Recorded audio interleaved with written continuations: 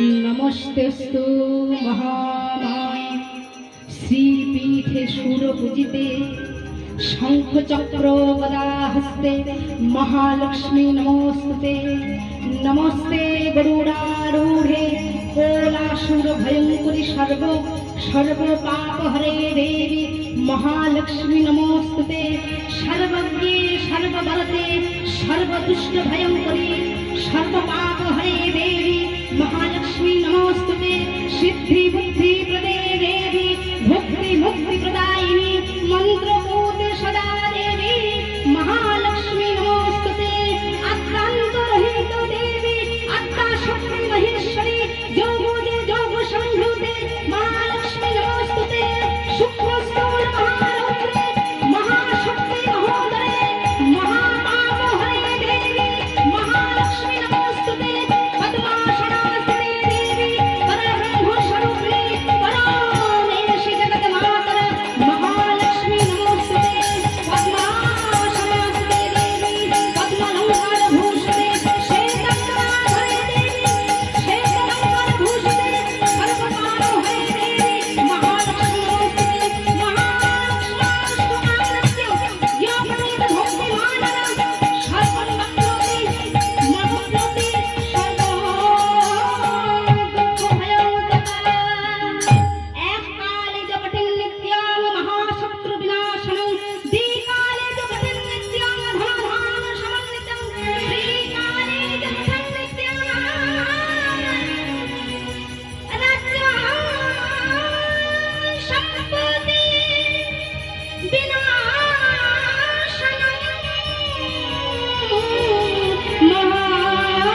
মহালক্ষ্মী মাতায় নমঃ।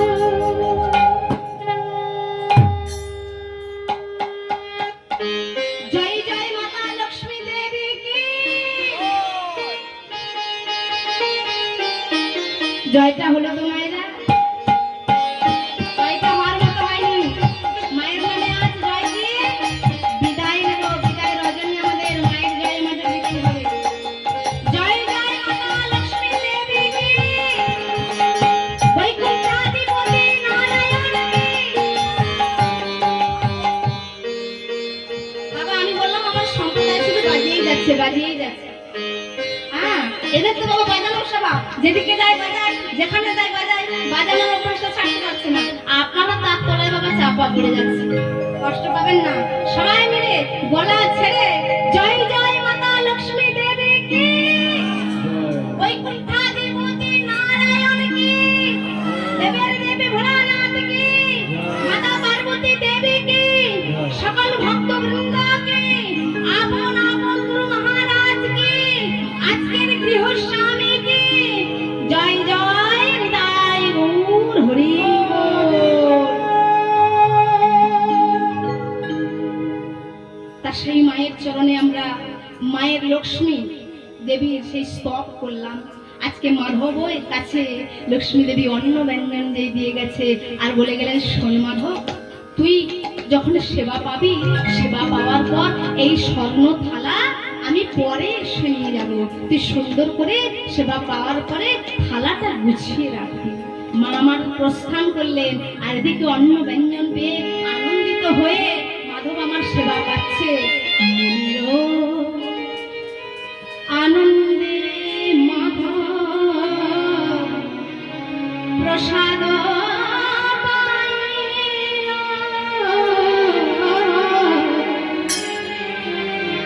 মনের আনন্দে মাধব প্রসাদ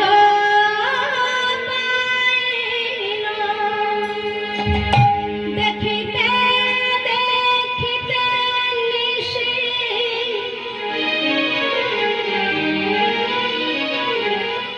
অবসান হইয়া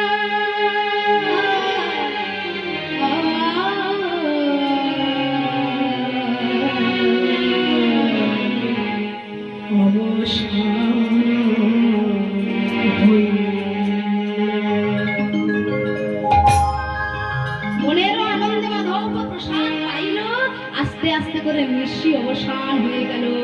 ওই প্রসাদ পেয়ে যেই প্রসাদ পেটে পড়েছে বাবা ঘুম চলে এসেছে।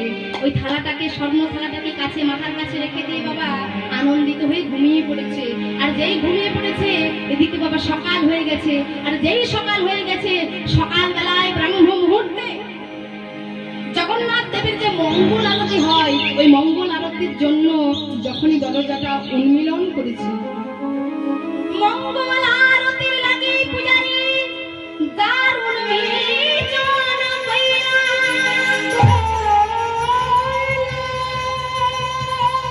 প্রসাদের স্বর্ণথালা দেখিতে না পাইলা।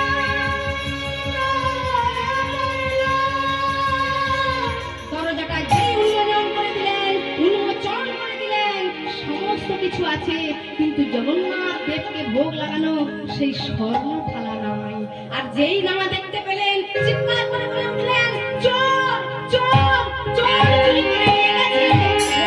চোর প্রহরী করে যেই দেখতে পেয়ে গেলেন চোর, আরে আমরা সারা রাত্রি ধরে দেখে আছি, কোনো চোরকে তো এখান দিয়ে আমরা ঢুকতে দেখিনি। তাহলে কে কে এমন ব্যক্তি যে জগন্নাথ দেবের প্রসাদকে পর্যন্ত প্রসাদের থালাতে চুরি করে নিল?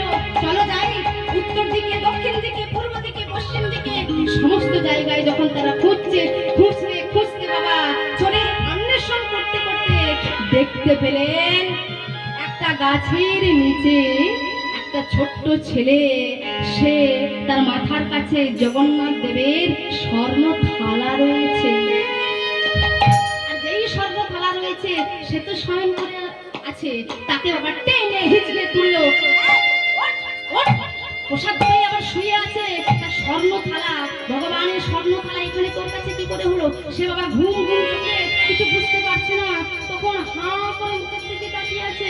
কি ব্যাপার হলো? আমাকে আমাকে এমন করে কেন করছে? ও কি হয়েছে?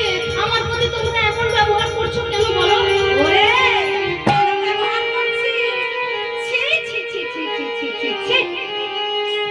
ভগবানের থালা চুরি করে নিয়ে এসে আবার বেশি কথা বলা হচ্ছে।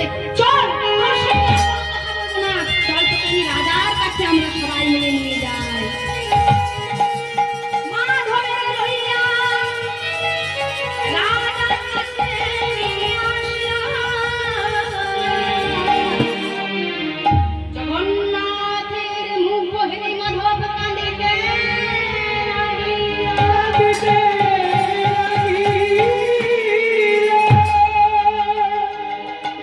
রাজার কাছে যখন নিয়ে এলেন, বিচার হচ্ছে। রাজা মশাই বলছেন, কি ব্যাপার?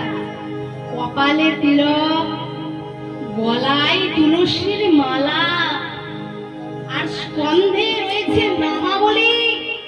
এত অল্প বয়স, এত অল্প বয়সে তুমি কেন চুরি করেছো বাবা? তুমি কোথা থেকে এসেছো? তোমার নাম কি? চুরি?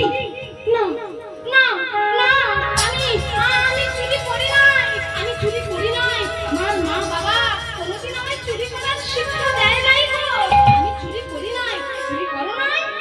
তাহলে চুরি যদি তুমি না করো, জগন্নাথ দেবের ওই প্রসাদের থালা, স্বর্ণ থালা তোমার কাছে গেল কি করে?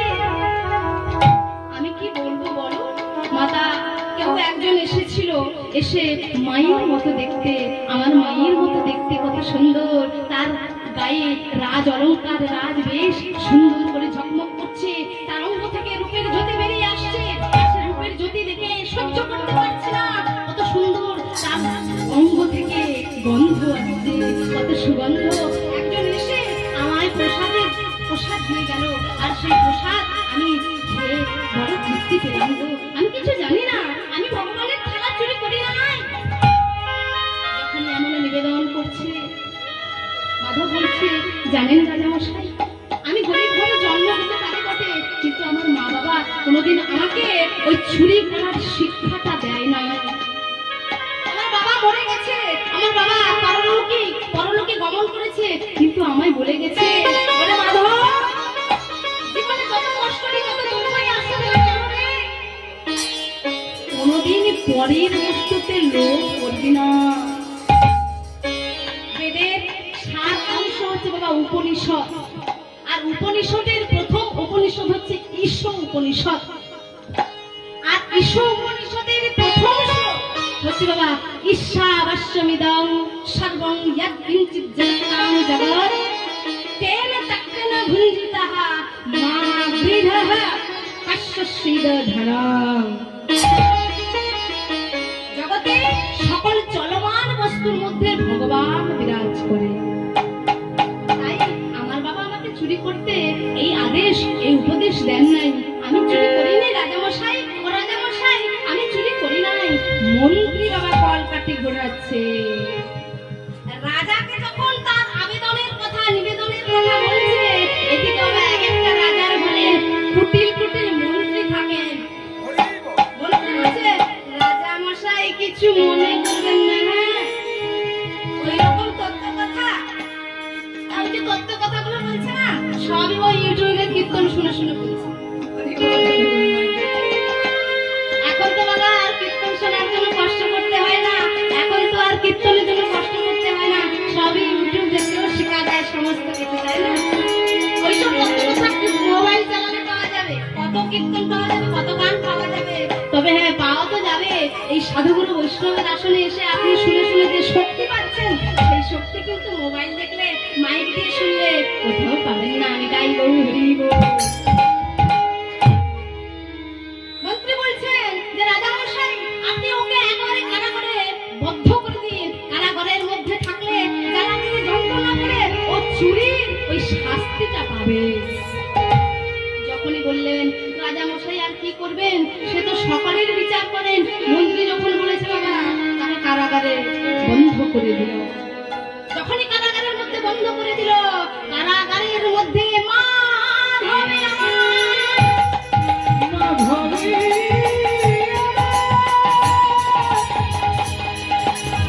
ওই কারাগারের মধ্যে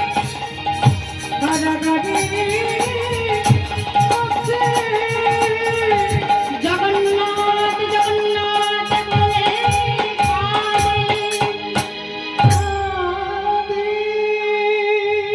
প্রভু জগন্নাথ এ জগতে কয় হসবে, প্রভু জগন্নাথ জগতে কয় হসবে,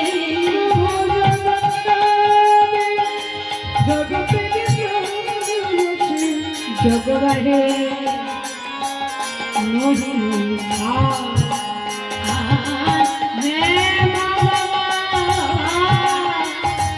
জগবাহে নহি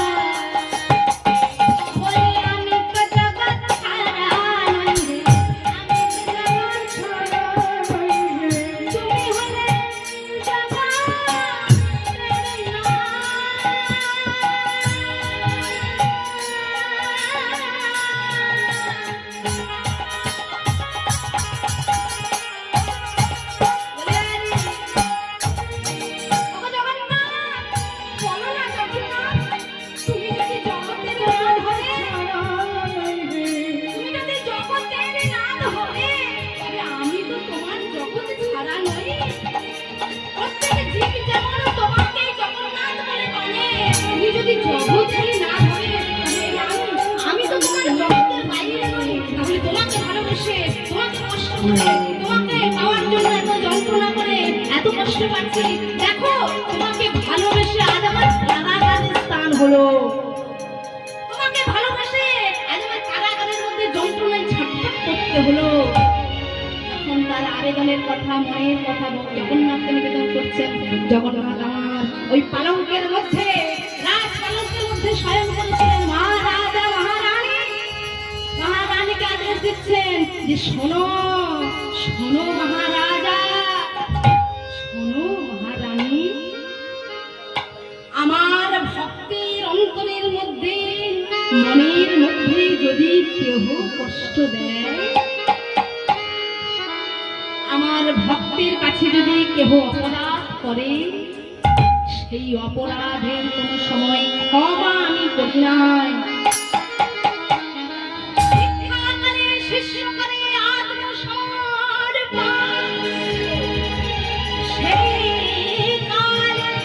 কৃষ্ণ তারে করে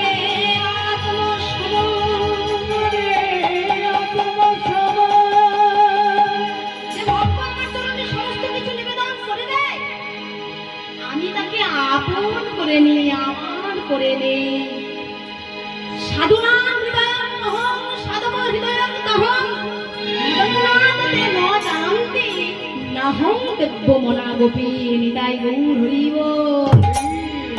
সাধুগণের হৃদয়ে থাকি, ভক্তের হৃদয়ে থাকি, আর আমার ভক্তকে কেউ কষ্ট দিলে আমি তাকে ছেড়ে কথা বলি না। তাও আমার ভক্তকে এই মুহূর্তে কারাগার থেকে মুক্ত করে দাও। তাই স্বপ্নাদেশ পেয়ে রাজা রানী ওই কম্পিত হৃদয়ে কারাগারের মধ্যে এসে কারাগার থেকে মাধবকে যখনই মুক্ত করতে যাবে, মাধব বলেছেন, মহারাজা আপনি এত রাত্রি বেলায় কেন এলেন? আমাকে ডাকলেই তো আমি যেতে পারতাম, আপনি কেন এলেন? চোখের জলে ভাসে যায় রাজার দয়াল। ও মাধব, প্রথমে আমরা বুঝতে পারিনি তো তুমি যে বড় ভক্ত, স্বয়ং লক্ষ্মী দেবী তোমাকে কৃপা করেছেন, স্বয়ং নারায়ণ প্রভু আমার স্বপ্নাদেশ দিয়ে সমস্ত কথা নিবেদন করেছেন। আমি আমার ভুল হয়েছে তোমার প্রতি এমন ব্যবহার করা, আমি তোমায় মুক্ত করে দিলাম। আর তোমাকে যে এমন শাস্তি দিলাম, সেই শাস্তি আমি কেমন করে পালন করব, সেই পাপ আমি কেমন করে পালন করব বলো না? বলে ঠিক আছে, আমি জগন্নাথের কাছে সমস্ত কিছু নিবেদন করেছিলাম, কিন্তু হ্যাঁ আমার মনে একটা বাসনা আছে। কি বাসনা গো? আমার মনে বাসনা হয়েছে আমি বৃন্দাবন ধাম দর্শন করব। আর বৃন্দাবন ধাম যে দর্শন করব, আমাকে তো ভিক্ষা করে করে যেতে হবে, ভিক্ষা করে করে পথের পাথেও এনে আমাকে যেতে হবে। আর কোনো চিন্তা নেই, কোনো চিন্তা নেই, আমি আপনার বৃন্দাবন ধাম যাওয়ার সমস্ত ব্যবস্থা করে দেব, পথের পাথেও আমি আপনাকে দিয়ে দেব। আর পথের পাথেও দিয়ে দিলেন। কিছুদিন পরে আনন্দিত হয়ে মাধব বৃন্দাবনের জন্য যখনই প্রস্তুত হলেন বৃন্দাবন ধাম দর্শন করার জন্য, তখন কিন্তু বাবা রাজা মশাইয়ের কাছে বললেন, ওগো মহারাজা, ওগো মহারানী, আমি বৃন্দাবন থেকে দামি কিছু উপহার নিয়ে আসতে পারবো না, কিন্তু হ্যাঁ আমি চেষ্টা করব ওই বৃন্দাবন থেকে রাধা গোবিন্দের পদধূলি নিয়ে আসার জন্য। আমি হরি বলবো, রাধা মদন মোহন হেরব,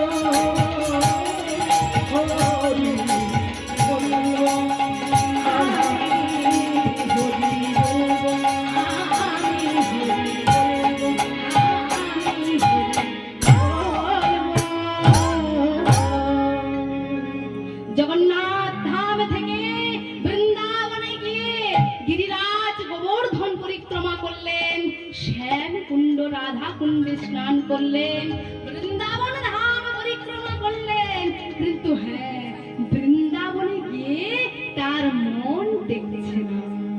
কেন জানো?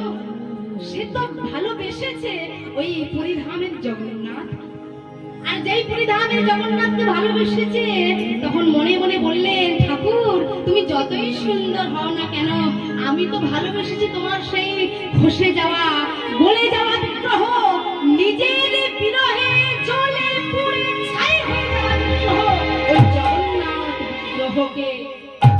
বৃন্দাবনে কৃষ্ণচন্দ্র তার নিজের বিরহের তাপে তার চোখের পাতা পড়ে গেল, সর্ব অঙ্গ গলিত হয়ে গেল, কানগুলো বড় হয়ে গেল, ঠোঁটগুলো ভেঙে গেল, সারা শরীর এমন অবস্থা হয়ে গেল যেটা জগন্নাথকে আমরা দেখতে পাই। নিজের বিরহের তাপে যে প্রভুর রূপ, ওই প্রভুর রূপকে আমি ভালোবেসেছি, আমি বৃন্দাবনের সুন্দর রাধা মদন মোহনকে আমি সেই ভক্তির আসনে বসাতে পারছি না। আমাকে যেতে হবে, বৃন্দাবন আমার পরিক্রমা হয়েছে, কিন্তু আমাকে যেতে হবে সেই পুরীধামে স্নান যাত্রার আগে আমাকে আমার প্রভুর কাছে যেতে হবে। তাই বৃন্দাবন ধাম থেকে পুরীধামে আইল জগন্নাথের মন্ত্র কাঁদিতে লাগিল।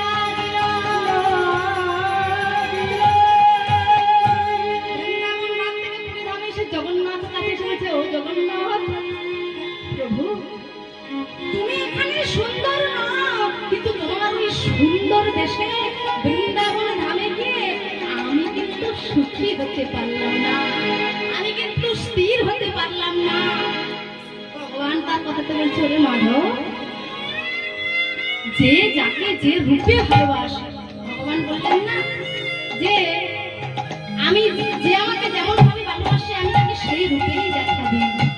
এ আকারাম প্রকৃতিং সदैव ভজমহং মম বর্তানুবর্তন্তে মনুষ্য পার্থ সর্বস্ব। তুমি আমাকে জগন্নাথ রূপে ভালোবেসেছো, তাই তুমি জগন্নাথ রূপে আমার কাছে, তোমার জগন্নাথ রূপটাই তোমার ভালো লেগেছে, বৃন্দাবন রূপ তোমার ভালো লাগেনি।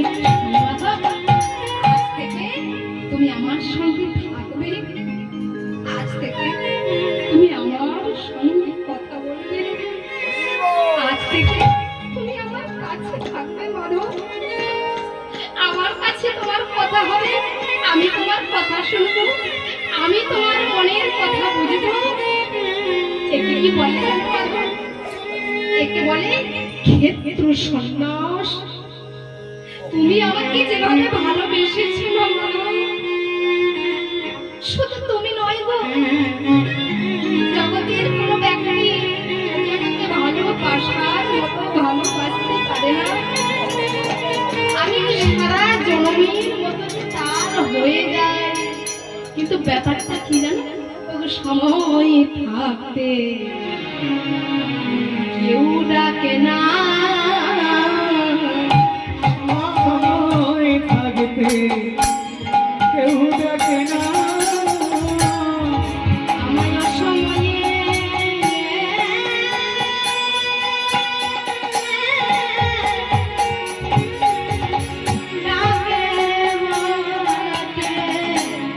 সময় থাকতে কেউ ডাকে না। তুমি আমার কাছে থাকবে।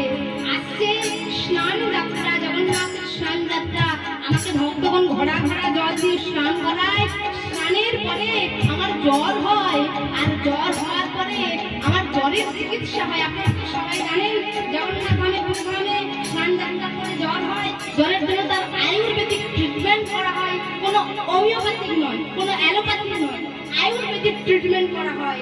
এই বিশ্বের একজন বড় ডাক্তার বাবা, সে কিন্তু তার স্টেথোস্কোপ দিয়ে, তার থার্মোমিটার যন্ত্র দিয়েও জগন্নাথের জ্বর মেপে দেখিয়েছিলেন। হ্যাঁ, ভক্তের নয়নে দেখলে, ভক্তের ভক্তিতে দেখলে জগন্নাথেরও ঘোড়া ঘোড়া স্নান করানোর পরে স্নানের জলে ঠান্ডা লাগে, স্বয়ং ভগবান জগন্নাথেরও জ্বর হয়। আর ওই যখন ট্রিটমেন্ট করা হয়, সুন্দর করে তার অবস্থার পরিবর্তন করার জন্য, বায়ু সেবন করার জন্য তাকে রথে করে ভক্তের সম্মুখে নিয়ে আসা হয়। ঠিক বাবা, সেই ওই রথ হবে তার আগে মাধবকে দেখা দিয়ে বলছে জগন্নাথ, মাধব, ও মাধব, আমার কথা একটা শুনবে? বলো জগন্নাথ, আমি তো সবসময় তোমার সেবা করতে ব্যস্ত, তুমি কিসে খুশি হবে আমি ব্যস্ত, বলো কি করতে হবে আমার? মাধব, আমার মনে ইচ্ছা জেগেছে, ওই আমাকে এত সুন্দর করে সেবা করেছে, ট্রিটমেন্ট করে দিয়েছে না, আমার না খুব খিদে পাচ্ছে, তা কি খাবে বলো, আমি কি আনতে পারি বলো? বলে না, এখন কিছু দরকার নেই, এই যে জগন্নাথের সময়, রথের সময় সব থেকে প্রিয় ফল কি গো মায়েরা? বলুন, সব থেকে প্রিয় ফল কি? সব থেকে প্রিয় ফল হচ্ছে কাঁঠাল।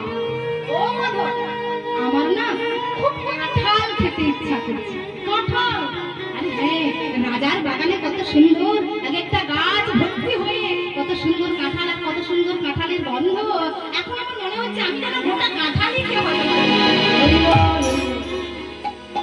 মাধব, চলো না মাধব, আজকে রাত্রে আমরা সবাই যখন ঘুমিয়ে পড়বে, আমরা দুজনে মিলে ওই মহারাজার বাগানে কাঁঠাল চুরি করতে যাব। চুরি? না না না না না বাবা, একবার আমি চুরি না করেও চোরের বদনাম পেতে হয়েছে, আর আমি ওই কাজ করছি না। মাধব, আর তুমি জানো না চুরি করে খাওয়ার যে আনন্দ কত!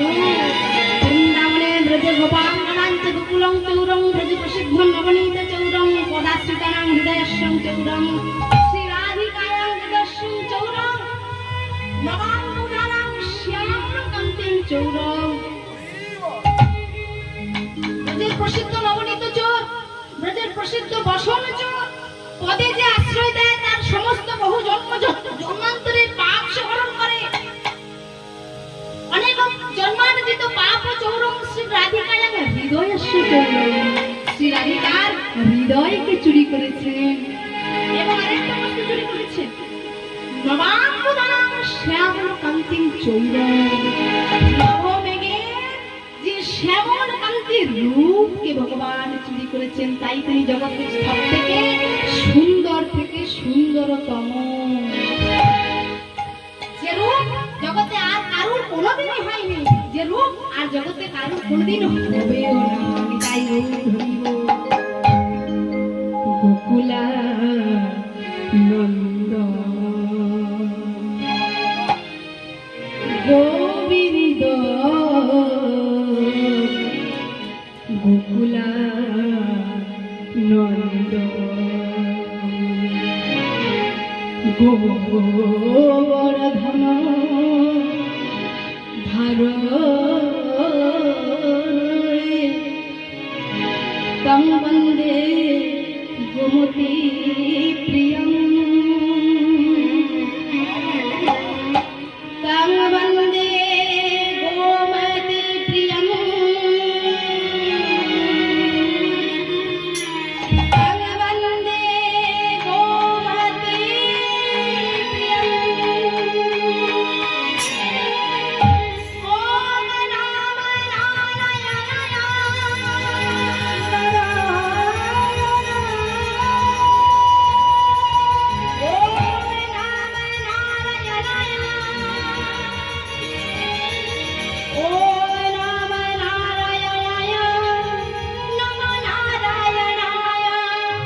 নমঃ নারায়ণায়,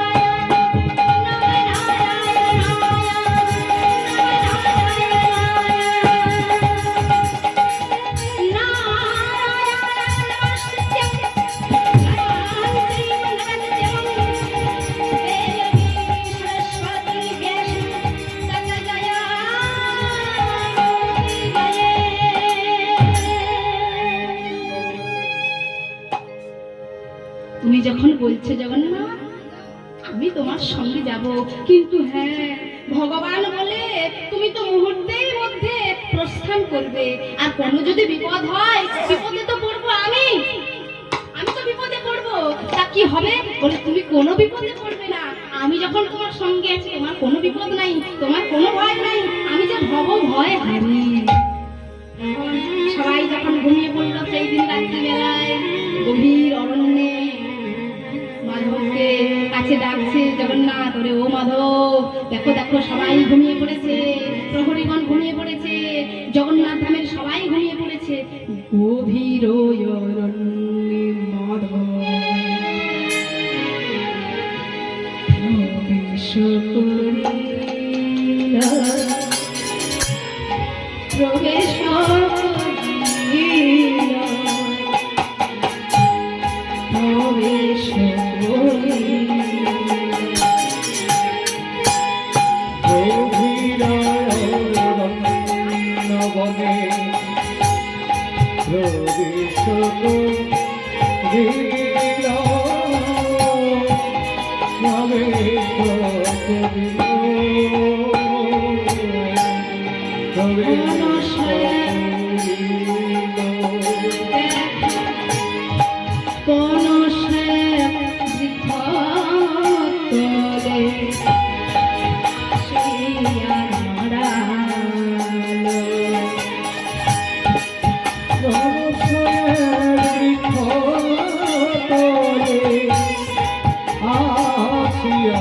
দাঁড়ালো, দেখো মাধবের ডাকে কহে, ওঠো মোর কাঁধে, ভগবানের কাঁধে পড়ি প্রেম পাবে।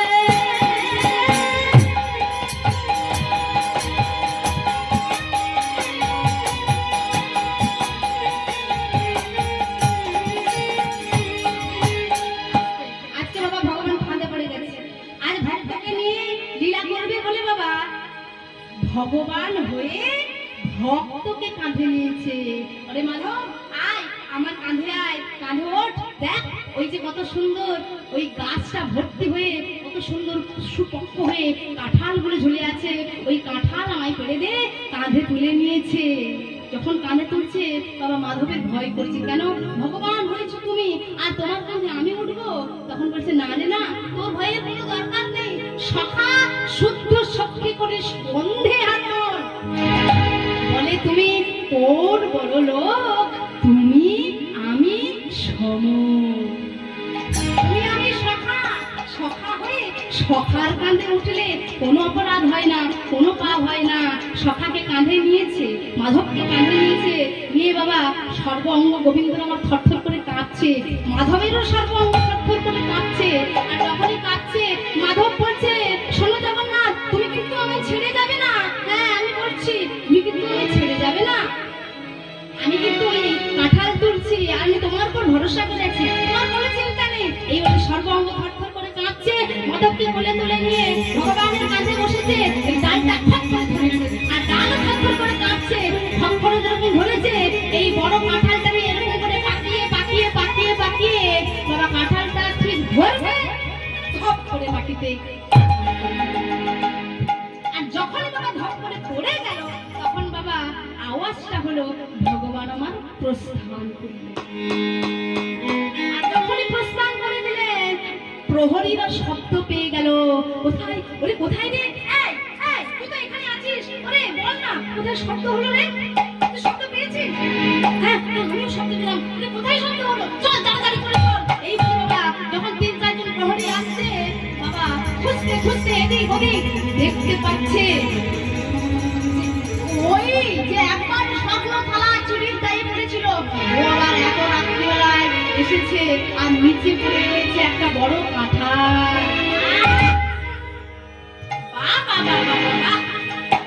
কি আমার সাধু গো, সাধু বেশে ভণ্ডামি করতে এসেছো?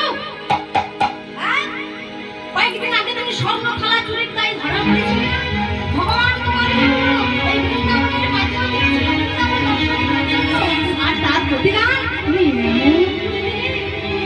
চলো তোমাকে আজকে আমরা রাজার কাছে নিয়ে যাই।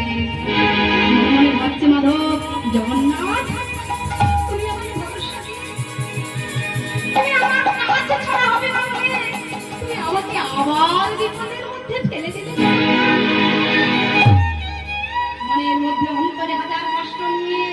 জগন্নাথের জন্য অভিমান নিয়ে রাজার কাছে যখনই যাচ্ছে, রাজা বলছে, আপনি কেন এমন করলেন মাধব?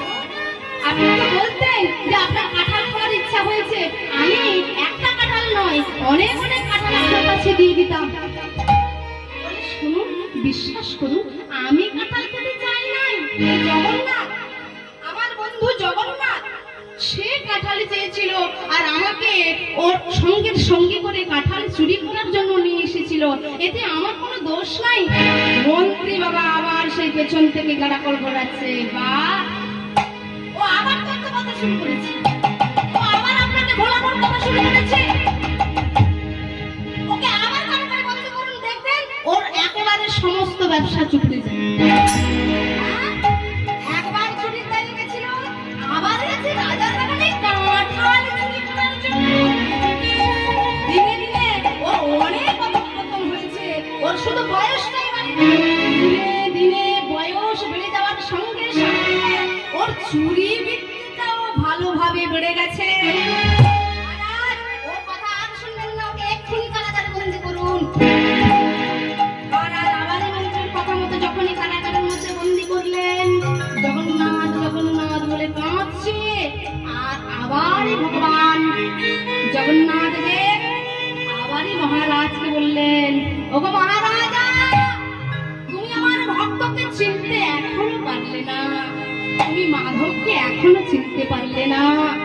আমার সত্য সত্য এই কাঁঠাল খাওয়ার ইচ্ছে হয়েছিল, আমি মাধবকে দিয়ে কাঁঠাল চুরিতে লীলা করেছিলাম মাত্র, এতে মাধবের কোনো দোষ নাই।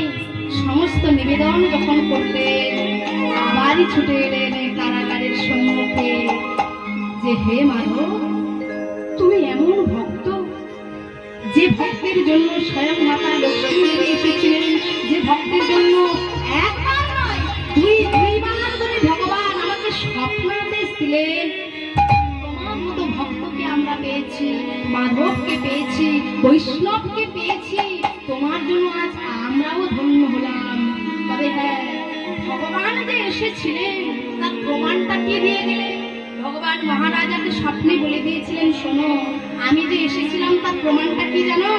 ওই যে জঙ্গলে যে বাগানের মধ্যে ঢুকেছিলাম, ওই বাগানের ওই যে চারদিকে বেড়া দেওয়া থাকে প্রাচীর, ওই প্রাচীরের উপরে আমার কণ্ঠে যে সুন্দরভাবে তোমরা রাজ অরুণে দিয়েছিলে, রাজ ওড়না দিয়েছিলে, ওই ওড়নাটা কিন্তু আমি চিহ্ন হিসাবে রেখে দিয়ে এসেছি মহারাজ।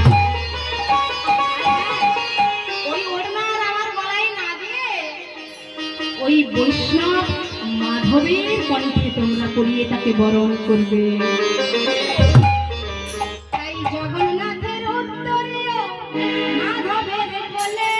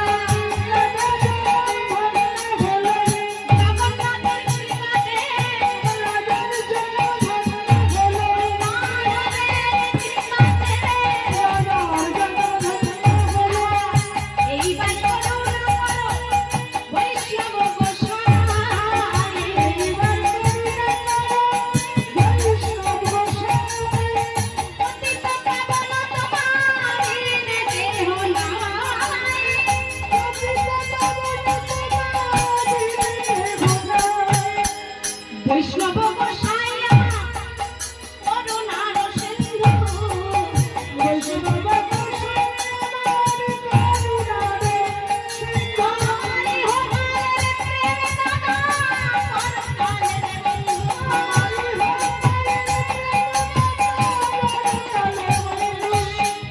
সবাই মিলে হরে কৃষ্ণ হরে কৃষ্ণ কৃষ্ণ কৃষ্ণ হরে হরে,